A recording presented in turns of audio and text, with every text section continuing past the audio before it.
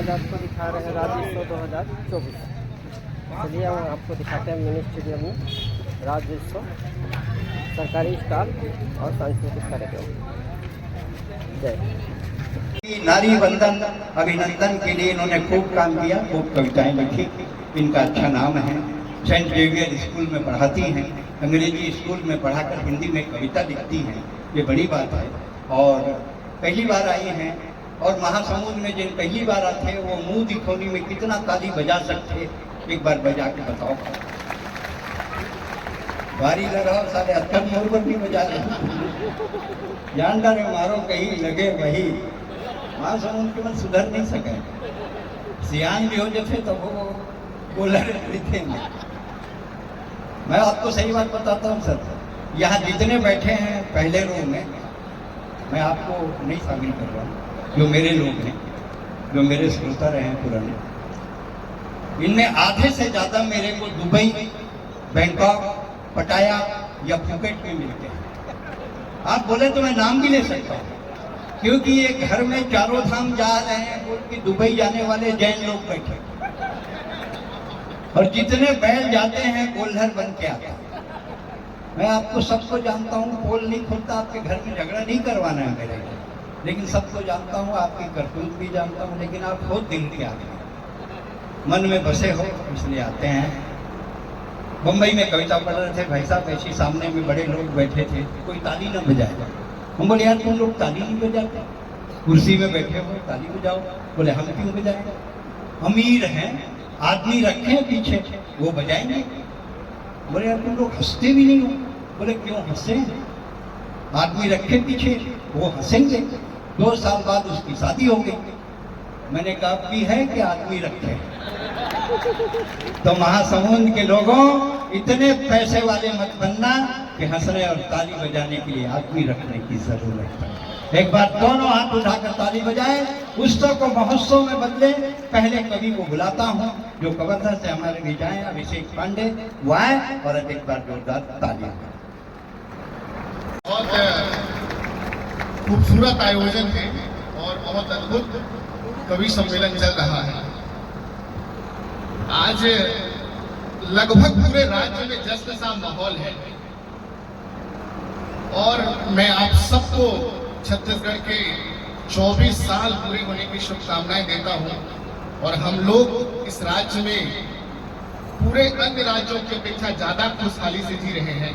अगर ये बात सच है तो एक बार अपने लिए जोरदार तालियां बजाएं। पारंपरिक और सांस्कृतिक एक परंपरा रही है कि हम जब किसी मातृभूमि पर जन्म लेते हैं, एक बार थोड़ा कोलाहल बंद कर दें। हम जब किसी मातृभूमि पर जन्म लेते हैं, हमारा यह मौलिक कर्तव्य हो जाता है कि उस मिट्टी के हम कर्जा उतारें, उस मिट्टी के संरक्षण के लिए काम करें, उस मिट्टी की ऊर्जा के विकास के लिए काम करें। आप घर में जाकर आज चर्चा करना कि जिस छत्तीसगढ़ में आप लोग रहते हैं, इस छत्तीसगढ़ के लिए आपने क्या किया है।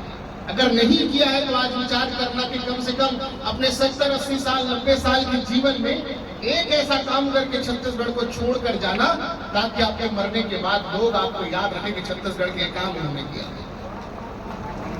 ये करना जरूरी है। ऐसे ऐसे लोग छत्तीसगढ़ को बनाने के लिए बलिदान हुए हैं, लड़े हैं। हम कंधा तुमको दे न सके, हम साथ तुम्हारा कर न सके, जो शून्य बनाया है तुमने, हम दिल भर उसको कर न सके। पर संभव हो तो सुनो आज यह वंशज की वाणी है, इतिहास हमारा बोल रहा, यह गिरा अमर कल्याणी है। हम अपने आंगन पर दुश्मन का तांडव अब कभी नहीं होने देंगे, जब तक इन आंखों में स्मृति से हम तुम्हें नहीं मरने देंगे, तुम्हें नहीं देंगे। जिन लोगों ने राज्य को बनाने के लिए संघर्ष किया है, मेहनत किया है, अपने घर में एक पट्टिका बनाना और बेटे बेटियों को दिखाना कि जिस राज्य मध्य भारत से बीच में आप रहते हैं, न बाढ़ आती, न संकट आता, न सैनिक हमला होता। ये सौभाग्य है कि आप लोग खुशहाल भारत में हैं। और एक चीज जीवन में हमेशा याद रखना, आज 24 साल का जश्न सबके स्टेटस में है, व्हाट्सएप में है। 24 साल से मुझे छोटा सा प्रसंग याद आ रहा है। इंग्लैंड का एक राजा था जिसका नाम था फिलिप। 23 साल का राजा था और 24वां जन्मदिन मनाने के लिए वो भारत में घूम रहा था। जैनम्मा की रानी को युद्ध में हराया था, और रानी लक्ष्मीबाई को हराने के लिए जब जा रहा था। एक पत्रकार ने उससे पूछा कि तुम इतने यंग स्मार्ट 23 साल के लड़के हो, तुम क्यों इतनी मेहनत कर रहे हो अपने इंग्लैंड के लिए? 24वां जन्मदिन छत्तीसगढ़ मना रहा है। इंग्लैंड के उस राजा ने कहा कि जब मैं 24वां जन्मदिन मनाऊं तो इंग्लैंड की रानी का यूनियन जैक भारत के प्रत्येक साम्राज्य पर फहराया जा सके। ये 24 साल के लड़के की सोच थी। और भारत में 24 साल के लड़के बोले अभी स्नैपचैट चलाने, फिर व्हाट्सएप चलाने, फिर रील्स बनाने, फिर नौकरी लगना है, देश मोदी चलाएंगे, देश कांग्रेस भाजपा चलाएंगे, मेरा कोई योगदान नहीं रखना। मैं आपको मनोरंजन की दुनिया से दूर नहीं कर रहा हूँ, लेकिन आपको बता रहा हूँ कि 70-80 साल अगर इस मिट्टी में आपने नौकरी की है, इसका तालियां खाई, इसके पैसे खाए हैं, तो जब आप धरती को छोड़कर जाए तो इसको ऐसी ऊर्जा देकर जाए कि आपके मरने के बाद आपका अच्छा काम स्मृति जिंदा रहे। ये करना पड़ेगा। और जितने लोग नौकरी चाकरी करने वाले लोग हैं, बड़े लोग हैं, ध्यान से सुनना।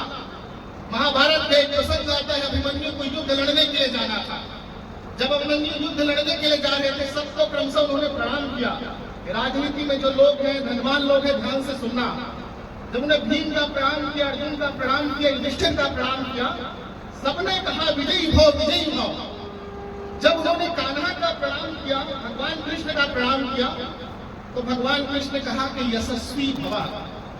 द्रौपदी ने पूछा, सबने आपको विजयी भव का आशीर्वाद दिया अभिमन्यु, कान्हा आपने केवल यशस्वी भव क्यों कहा? जितने बड़े लोग हैं, ध्यान से सुनना। भगवान कृष्ण जानते थे कि अभिमन्यु आज युद्ध में मरने वाले हैं। भगवान कृष्ण ने कहा कि द्रौपदी, युद्ध और चुनाव में कभी कभी गलत लोग भी जीत जाते हैं, लेकिन दुनिया में यश और कीर्ति केवल उन्हीं लोगों की फैलती है जो सच में यशस्वी होते हैं, सच में अच्छे लोग होते हैं। अभिमन्यु युद्ध में हार गया था, लेकिन आज भी इतिहास में उंगली में 5 योद्धा गिने जाए तो अभिमन्यु का नाम पहले आता है, लेकिन वो हार गया था। मैं आपको एक कहानी इसलिए बता रहा हूँ कि आपके अगर दिमाग में ये लग रहा होगा कि आप 2-4 हजार साल जिएंगे, तो ऐसा नहीं है। आपको अगर लग रहा होगा कि आप बहुत बड़े आदमी बन जाएंगे, तो आपसे भी बड़ा आदमी है दुनिया में। आपको अगर लग रहा होगा कि आपके घर की मंजिल 4 मंजिल है, तो 5वीं 6वीं वाली मंजिल वाले तैयार हैं। तो दुनिया में खूब पैसा कमाइए, लेकिन 10-20% लोगों के लिए करिए, ताकि आपके जो मन की भावना है अन्य लोगों की प्रति ऊर्जा बने, प्रेरणा बने। आप सब बहुत शानदार कवि सम्मेलन सुन रहे हैं। मंच पर ऐसे आदमी बैठे हैं जो कवि सम्मेलन के विश्वविद्यालय है। मैं चाहता हूँ एक बार सुरेंद्र द्विवेदी के लिए जोरदार ताली बजानी चाहिए। आज राज्य की चर्चा हो रही है। अपने राज्य के लिए सब लोग मेहनत करते हैं, लेकिन छत्तीसगढ़ में सिर्फ एक आदमी ऐसा है जिन्होंने छत्तीसगढ़ में मेहनत किया है, भारत में मेहनत किया है, लेकिन अमेरिका और इंग्लैंड के लोगों को जाकर बताया है कि छत्तीसगढ़ी का संवाद क्या होता है, छत्तीसगढ़ी की भाषा क्या होती है। वो डॉक्टर सुरेंद्र द्विवेदी। मैं चाहता हूं एक बार पूरे मन से उनके लिए जोरदार ताली बजाइए। जब जब राज्योत्सव आएगा, सुरेंद्र द्विवेदी को याद रखा जाएगा। गजब छत्तीसगढ़ है ये, महक माटी से आए। गजब छत्तीसगढ़ है ये, महक माटी से आए। हजारों रंग बिखरे हैं, हृदय भारती का कहलाए। हजारों लोग ने मिलकर इसे लड़कर बनाया है। हजारों लोग ने मिलकर इसे लड़कर बनाया है। इसे मजबूत करने को तुम्हारा नाम भी आए। इसे मजबूत करने को तुम्हारा नाम भी आए। उन लोगों ने छत्तीसगढ़ बना के चल दिया, लेकिन जब जब आज से 70-80 साल बाद छत्तीसगढ़ के लिए काम किसने किया चर्चा होगा, तो आपका नाम का जिक्र करना चाहिए। बनाया उन्होंने, लेकिन संवारा इन लोगों ने। एक कोशिश करना और ध्यान से सुनना कि सैनिकों की दर्द की कहानी अब मैं सुनाऊं। नायकों साइन का सम्मान होना चाहिए। हिंद का सितारा वो है, माँ का दुलारा वो है। गांव गली गली में प्रचार होना चाहिए। सैनिकों की दर्द की कहानी अब मैं सुनाऊं। आत्मा कलेजा सब फट जाना चाहिए। और 3 रंगों का तिरंगा जिनको नसीब हो, हाथ जोड़ उनको प्रणाम होना चाहिए। ये भारत का जलवा है। भारत की मूल आत्मा को जाने हम सब, इसकी कहानी पढ़ के बखान कीजिए। और रोम रोम में बसा है भारतीयता का भान। राष्ट्र हित में इसके प्रमाण दीजिए, एकता के सूत्र में पिरोए सारे वर्ग को, ऐसे कर्मों को भी प्रणाम कीजिए। और जहां जहां जब लगे राष्ट्र को तुम्हारी सेवा, आंख बंद कर सब कुर्बान कीजिए। ये भारत देश है, आपको करना पड़ेगा। 40 अंग्रेज लोग भारत घोड़े में घूमने आए और देश को गुलाम कर दिया। 40 लोग घूमने आए थे, क्योंकि हमने एकता ही नहीं है। भारत देश के जवान पीढ़ी ये सोचते हैं कि अभी हम छत्तीसगढ़ में सरकारी नौकरी कर रहे हैं, देश की नौकरी कर रहे हैं, कल अंग्रेज गुलाम बनेंगे उनकी नौकरी कर लेंगे। ये भारत के लोगों की जो तकलीफ है, और ये तकलीफ सिर्फ एक कारण है, हमने देश की 70-80 साल की आजादी में खूब बिल्डिंग बनाई है, हमने देश की 70-80 साल की आजादी में खूब सड़कें बनाई हैं, नए नए कपड़े पहने हैं, चुनाव किए हैं, लेकिन एक काम नहीं किया जिसका नतीजा आज सब भुगत रहे हैं कि देश में हमने राष्ट्रीय चरित्र पैदा नहीं किया है, देश में हमने नेशनल कैरेक्टर पैदा नहीं किया है। एक फर्राटेदार मोटरसाइकिल चलाने वाले लड़के को आज एहसास होना बंद हो गया है कि सामने कोई डोकरा या डोकरी टकरा जाएगी उसकी गाड़ी से। एक माँ जब एक बच्चे को फोन लगाती है तो उसे ये नहीं पूछती कि तेरा स्वास्थ्य कैसा है, तेरा तबियत कैसा है, वो पूछती कि पिछले महीने तेरे केमिस्ट्री में कम नंबर आ गए थे, इस महीने बढ़े कि नहीं बढ़े। एक आदमी को दूध में यूरिया मिलाते समय एहसास होना बंद हो गया कि कोई बच्चा पिएगा। ये नेशनल कैरेक्टर जो हमारे अंदर कमजोर हुआ है, एक आदमी को घूस खाते समय ये दर्द होना बंद हो गया, ये पाप है। ये तो तकलीफ है, इसको सुधारना जरूरी है। तब सुनिएगा, हमारे देश को आर्थिक व्यवस्था सुधारने की जरूरत है। वो कैसे सुधरेगा, ध्यान से सुनेगा। अमेरिका की अर्थव्यवस्था 20 ट्रिलियन की है, जापान की अर्थव्यवस्था 14 ट्रिलियन की है, चीन की अर्थव्यवस्था 11 ट्रिलियन की है, भारत की कितनी 3 ट्रिलियन की। मोदी जी ने कहा है कि आने वाले 10-15 सालों में 5 ट्रिलियन अर्थव्यवस्था की ओर जाएंगे। और कैसे पूरा होगा, अगर अच्छा लगे तो आखिरी पंक्ति को पूरा सदन ताली देना। देश है ये सर्वोपरि मान के चले सदा, हमको हमेशा इस बात को सुनानी है, चाहे देना पड़े सहयोग मुल्क को सदा सदा, हमको हमेशा इस बात को बतानी है। और अगर ये करने में कामयाब हो गए, एकता के सूत्र आसमान चढ़ जाएंगे और भारत प्रबल होगा ताकतों में स्वर में, 5 ट्रिलियन को हम यूं ही छू जाएंगे। ये करना पड़ेगा। और अंतिम पंक्ति है, फिर मैं अपना स्थान ग्रहण करूंगा।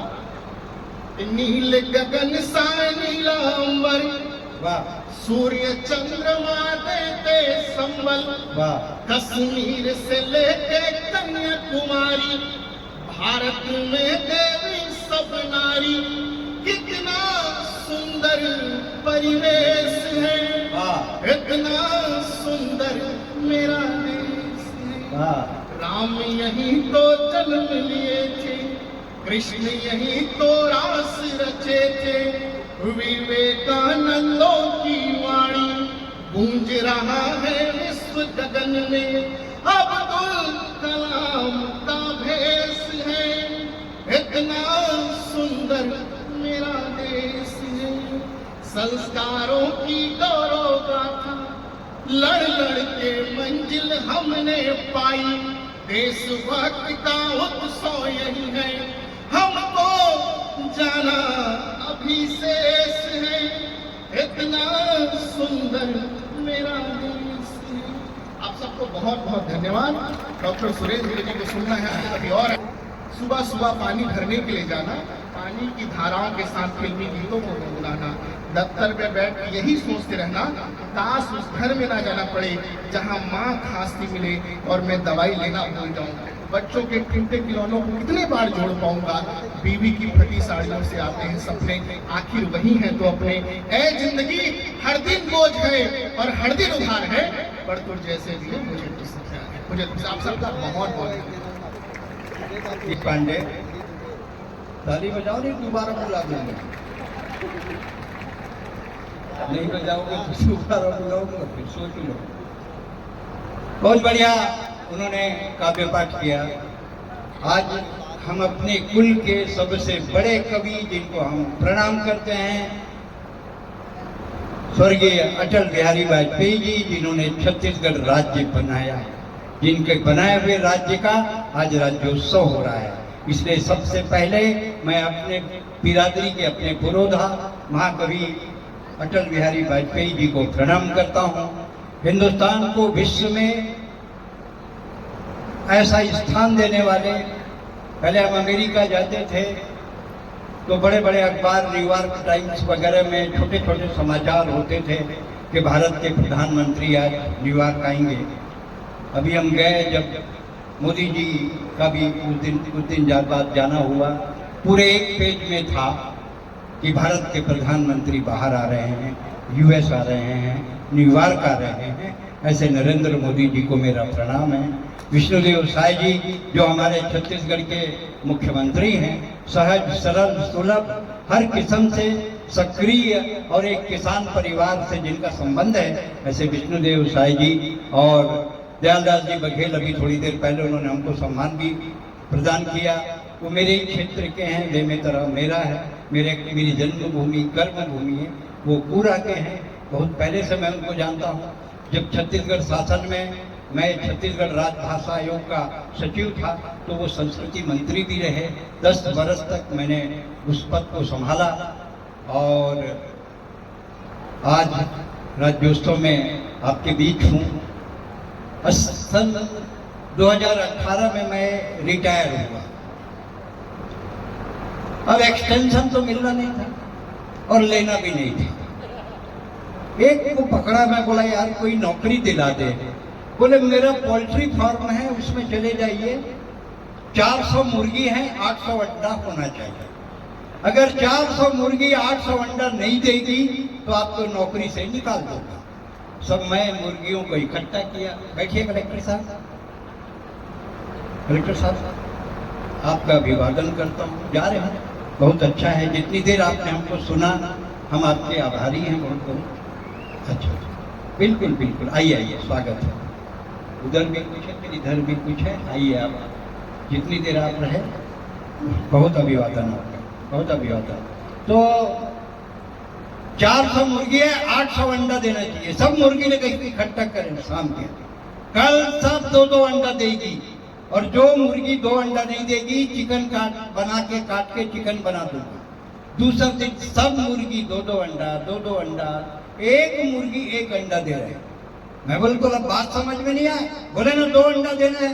बोले वो तो डर के मारे दे दे, मैं तो मुर्गा हूँ। तो ऐसा ही स्थिति है। और बड़े लोग हैं, कलेक्टर साहब भी हैं, अभी आएंगे थोड़ी देर में, उनके परिवार में हैं, उनको मैं अभी भी आपको नमस्कार करता हूँ। वैसे मेरा कहना है कि हमेशा पति को अपनी मुट्ठी में रखना चाहिए। तो मेरे को भी बोलना है कि विनय कुमार जी जहाँ कहीं हो आ जाए। भाभी जी उनका इंतज़ार कर रही हैं। अब 7 जन्मों का साथ है, इसका मतलब ये नहीं है कि इस जन्म में आप इतने तक आओ, आ जाओ, हमारी गुहार है। और ऐसे लोग जब बैठकर कविता सुनते हैं, जब कविता का ऐसा सम्मान होता है कि प्रशासनिक अधिकारी बैठकर कविता सुनते हैं, तब मुझे लगता है कि बढ़िया है, मैं कवि हो गया। देवेंद्र परिहार मुंगेली से हैं आप। वीर रस की कविता भी आपने सुनी। इसके पश्चात अभिषेक पांडे कवर्धा से हैं आप भी वीर रस की कवि सुना। जोरदार एक बार तालियों से स्वागत कीजिए माननीय